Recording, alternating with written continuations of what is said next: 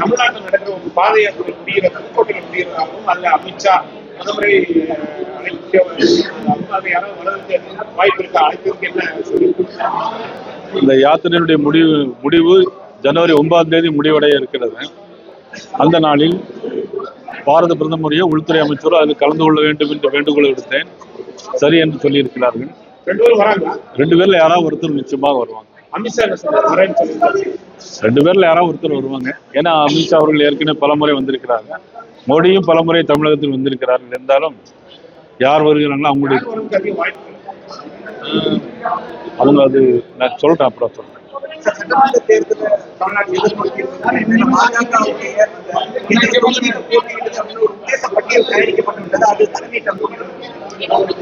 அந்த உத்தேச பட்டியலுங்கிறதே ஒரு தவறான இது.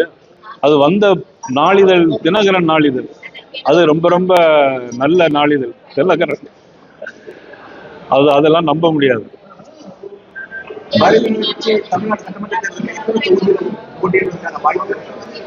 இன்னும் 3 மாதம் இருக்கு தேர்தலுக்கு. 3 மாதத்தில் பல்வேறு மாற்றங்கள் வரும். ஆனால் கூட்டணி என்பது அனைத்து இந்திய அண்ணா திராவிட முன்னேற்ற கழகம், பாரதிய ஜனதா கட்சி. இன்னும் நாள் இருக்கிறது. பிற கட்சிகள் வரலாம், வருவதற்கான சாத்தியக்கூறுகள் இருக்கிறது. வேற கட்சிகள் வரும் சொல்றீங்க. எந்தெந்த கட்சிகளுடன் பேச்சுவார்த்தைகள் நடைபெற்று? இல்ல, இதுவரையிலும் எந்த கட்சியோட பேச்சுவார்த்தை இதுவரையிலும் நடத்தவில்லை. இல்ல இதுவரைக்கும் எந்த பேச்சுவார்த்தை நடைபெறவில்லை. இந்த நாள் இருக்குல்ல, அதனால சூழ்நிலையில் மாறும். காலையில தமிழ்நாட்டை பேசின சொல்லியிருக்காரு, தமிழ்நாட்டில் 4 முறை போட்டியிட ஒரு வாய்ப்பு இருந்துச்சு அப்படின்ற மாதிரி ஒரு கருத்தை சொல்லியிருக்காரு. ஏற்கனவே அதிமுக பாஜக தலைமையிலான தேசிய ஜனநாயக கூட்டணி, திமுக கூட்டணின்னு ஒரு 2 கூட்டணி ஏற்கனவே உறுதி செய்யப்பட்ட கூட்டணி.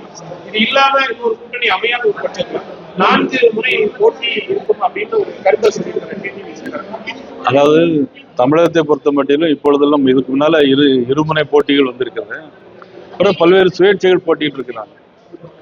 சுயேட்சைகள் யாரும் வெற்றி பெற்றதாகவோ அல்லது இண்டிபெண்டாக புதிய கட்சி ஆரம்பித்தவர்கள் வெற்றி பெற்றதாகவோ பெரிய வரலாறு ஒன்று இல்லை என்று சொன்னால் கூட, நிச்சயமாக 3 முனை போட்டி வந்தாலும் 4 முனை போட்டி வந்தாலும் நிச்சயமாக தமிழகத்தில் தேசிய ஜனநாயக கூட்டணி ஆட்சி சொல்றாரு. நான் இருக்கிற அந்த கூட்டணி தான் ஆட்சி அமைக்கும் தமிழ்நாட்டில் அப்படின்னு சொல்றாரு.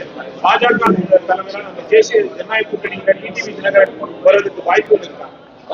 இல்ல, அது பற்றி இப்பொழுது ஒன்று கருத்து சொல்ல முடியாது. ஆனால் நிச்சயமாக நாங்கள் இருக்கக்கூடிய கூட்டணி தேசிய ஜனநாயக கூட்டணி நிச்சயமாக ஆட்சி. பிளே ஸ்டோர் மற்றும் ஆப் ஸ்டோரில் இருந்து பாலிமர் செயலியை QR கோடு மூலம் பதிவிறக்கம் செய்யுங்கள். செய்திகளை உடனுக்குடன் பெறுங்கள்.